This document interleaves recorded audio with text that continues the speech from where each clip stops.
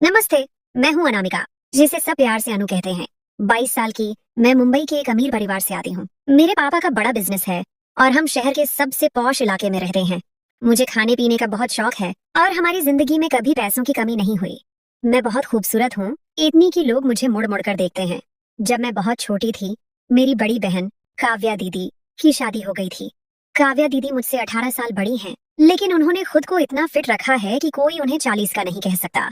उनकी दो बेटियां हैं, बड़ी बेटी सपना 18 की और छोटी बेटी सना 16 की। करीब 5 साल पहले काव्या दीदी अपने परिवार के साथ अमेरिका चली गईं और मैं बहुत अकेली हो गई थी। मैं उन्हें और उनकी बेटियों को बहुत याद करती थी। मेरी जिंदगी में एक बॉयफ्रेंड भी था, जिसका नाम विक्रम था। वह मेरे ही कॉलेज में पढ़ता था। विक्रम से मिलने से पहले मैं बहुत शर्मीली थी, लेकिन उसने मेरी सारी झिझक खत्म कर दी।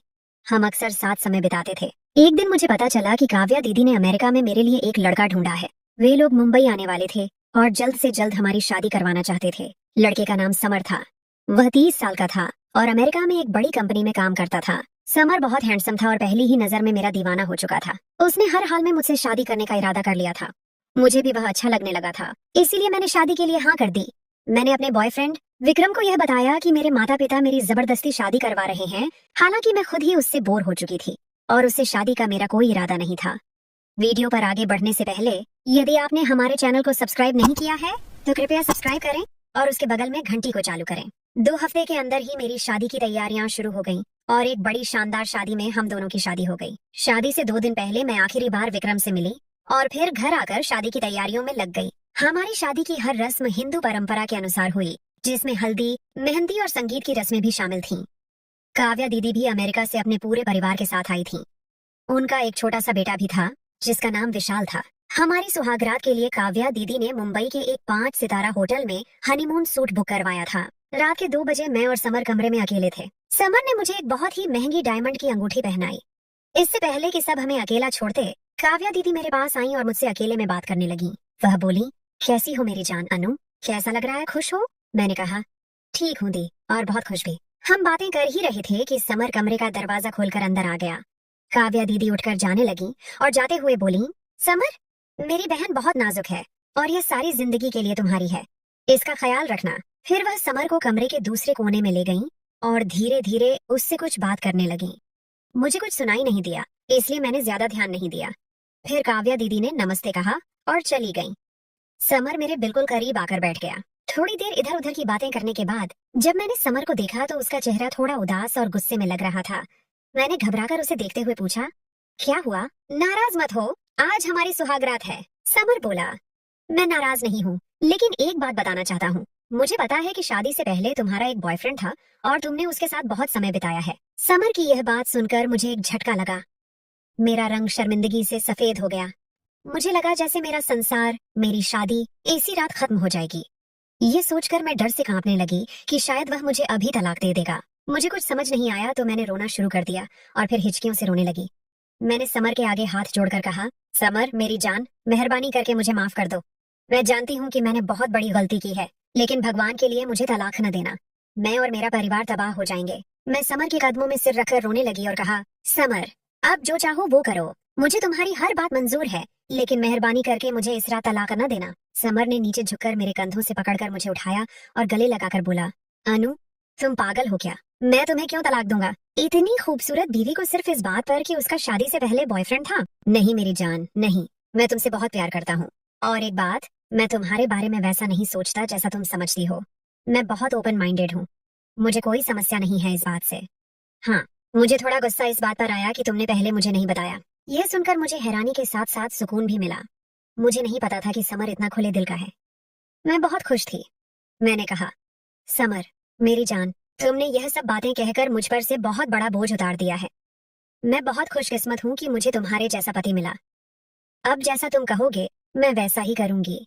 आज से मैं तुम्हारी हूँ, तुम्हारी गुलाम हूँ। समर मुस्कुराते हुए बोला, नहीं जान, मुझे गुलाम नहीं, पत्नी की जरूरत है। फिर हमने बहुत सारी बातें की। भावनात्मक बातचीत के बाद हम दोनों ने शॉवर लिया और रूम सर्विस से मंगवाया हुआ स्वादिष्ट नाश्ता किया। नाश्ते के बाद समर ने कहा, अनु आई लव यू मेरी जान। मैंने भी जवाब दिया, आई लव यू टू मेरी जान। उसने ही मुझे सच्ची मोहब्बत का मतलब सिखाया था।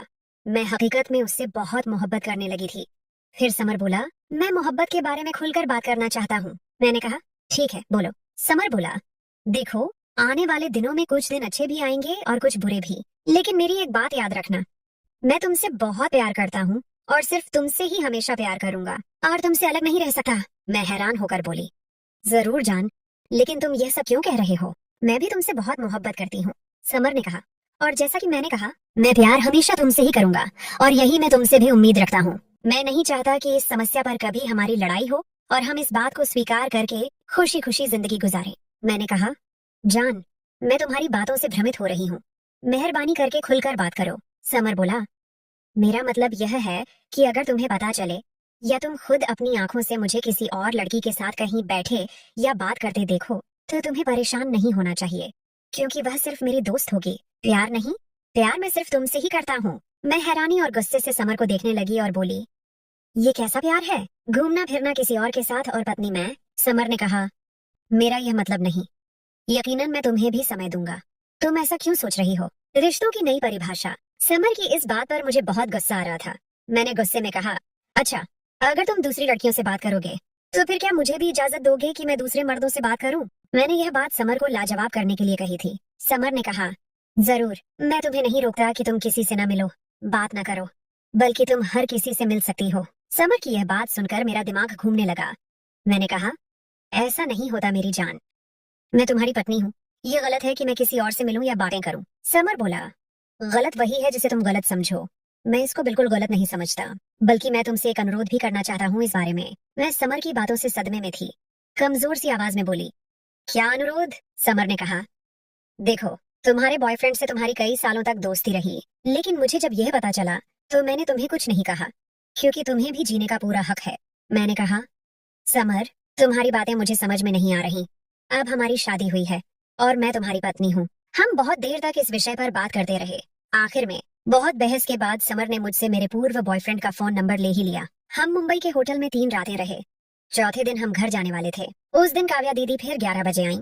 वह मुझसे अब इतनी खुलकर बातें करती थी जितनी आज तक नहीं की थी। वह मुझसे खुलकर हर बात पूछती थी और मैं भी उन्हें सारी बातें पूरी डिटेल से बताती थी।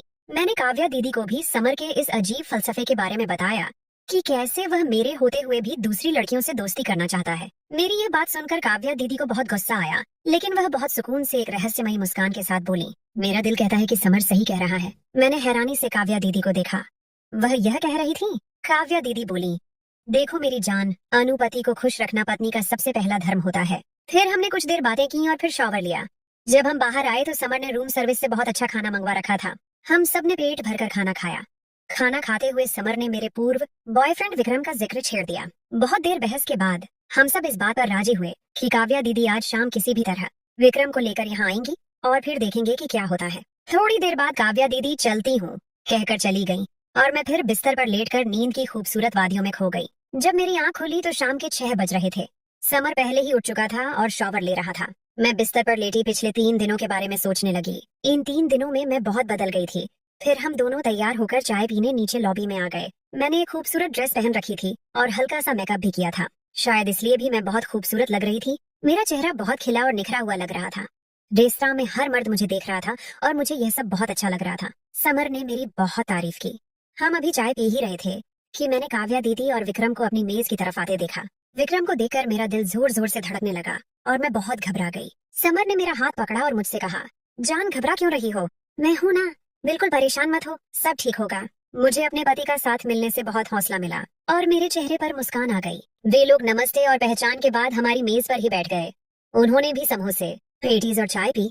फिर हम सब उठकर अपने कमरे में आ गए। कमरे में आकर समर बोला, देखो विक्रम, मैं बहुत खुले दिल का आदमी हूँ और खुलकर बात करना चाहता हूँ।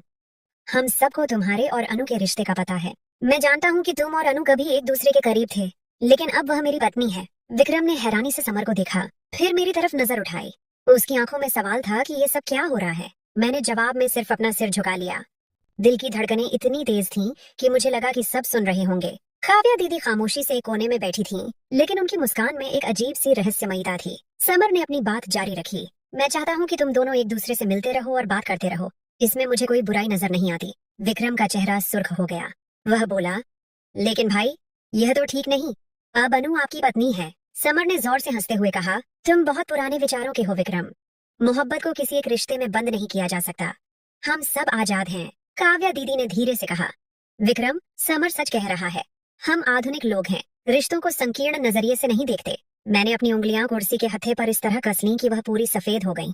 ये सब क्या था? क्या सचमुच मेरी शादी के सिर्फ 3 दिन बाद ही मुझे अपने पूर्व बॉयफ्रेंड के साथ बैठने की इजाजत दी जा रही थी? और काव्या दीदी, जो हमेशा से इतनी शरीफ और धार्मिक लगती थी, वह भी इस बात का समर्थन कर रही थी? विक्रम ने अपना सिर हिला दिया। नहीं, मैं ऐसा नहीं कर सकता। ये गलत है। समर का चेहरा संजीदा हो गया। वह विक्रम के करीब हुआ और उसके कंधे पर हाथ रखते हुए बोला, तुम्हें शायद लगता है कि मैं कोई टेस्ट ले रहा हूँ, लेकिन मैं गंभीर हूँ। अगर तुम सचमुच अनु से प्यार करते हो तो उसे झूठी शर्म के पीछे छुपाकर मत रखो। यह सुनकर मेरी आंखों में आंसू आ गए। क्या समर सचमुच यह चाहता था? क्या वह मुझे किसी और मर्द के साथ देखना पसंद करेगा? काव्या दीदी उठी और मेरे पास आकर बैठ गईं। उन्होंने मेरा हाथ अपने हाथों में ले लिया और कहा, हनु, जिंदगी बहुत छोटी है, अपने जज्बातों को बर्बाद मत करो। मैंने अपनी बहन को देखा। उनकी आंखें चमक रही थीं, लेकिन उस चमक में एक अजीब सी उदासी भी थी। क्या वह सचमुच मेरी भलाई चाहती थी? कमरे में खामोशी छा गई। फिर अचानक दरवाजे पर दस्तक हुई। समर ने दरवाजा खोला तो बाहर होटल का एक कर्मचारी खड़ा था, जिसके हाथ में एक जूस का जग और गिलास थे। सर, आपका ऑर्डर। समर ने मुस्कुराते हुए बोतल ली और कर्मचारी को टिप देते हुए कहा, शुक्रिया। अब पार्टी शुरू होती है। समर ने जूस की बोतल खोली और सबके गिलास भरने लगा। कमरे में एक अजीब सी क्षमकश थी। विक्रम का चेहरा अब भी शर्मिंदगी से सुर्ख था। काव्या दीदी खामोशी से मुस्कुरा रही थी और मैं अपने घुटनों को देख रही थी। सोच रही थी कि यह सब कब खत्म होगा। समर ने विक्रम को गिलास थमाते हुए कहा, पियो दोस्त, आज से तुम्हें किसी बात की पाबंदी नहीं। विक्रम ने गिलास ले लिया, लेकिन उसने एक घूंट भी नहीं लिया। वह मेरी तरफ देखकर बोला, अनु, क्या तुम सचमुच यह चाहती हो? मेरे गले में एक घुटन सी आ गई। मैंने अपनी आंखें बंद कर लीं। क्या मैं चाहती थी? नहीं। लेकिन फिर क्यों मैं यहाँ बैठी थी? क्या मुझे समर के डर से जवाब देना था, या फिर क्या मेरा दिल सचमुच विक्रम के लिए कुछ महसूस कर रहा था? काव्या दीदी ने मेरा हाथ दबाते हुए कहा, बोलो अनु, सच बोल दो। मैंने आंखें खोली और विक्रम को देखा और कहा, मुझे नहीं मालूम। समर जोर से हंसा और बोला, देखा, यही तो समस्या है। हम सब अपने जज्बातों को छुपाते हैं। आज सब खुलकर बात करेंगे। उसने अपना गिलास उठाया और एक लंबा घूंट लिया। फिर उसने मेरी तरफ देखते हुए कहा, अनु, अगर तुम चाहो तो विक्रम के साथ अकेले बात कर लो। हम बाहर चले जाते हैं। मैंने हैरानी से समर को देखा और कहा, क्या मतलब? काव्या दीदी उठ खड़ी हुई और समर का हाथ पकड़ लिया और कहा, चलो, हम दोनों को भी कुछ बात करनी है। और फिर वे दोनों कमरे से बाहर निकल गए। दरवाजा बंद होने की आवाज ने मुझे झंझोड़ कर रख दिया। कमरे में सिर्फ मैं और विक्रम थे। वह मुझसे दूर खड़ा था। उसकी सांसें तेज थीं। उसने कहा, अनु, ये सब क्या हो रहा है? मैंने अपने होंठ काट लिए और बोली, मुझे नहीं पता विक्रम, मुझे लगता है मैंने गलत फैसला कर लिया। वह करीब आया और मेरे सामने घुटने टेक कर बैठ गया और बोला, तुम्हें याद है, हम कॉलेज की बेंच पर बैठकर भविष्य के सपने देखा करते थे। तुमने कहा था कि हमेशा मेरी रहोगी। मेरे आंसू रुक नहीं पा रहे थे।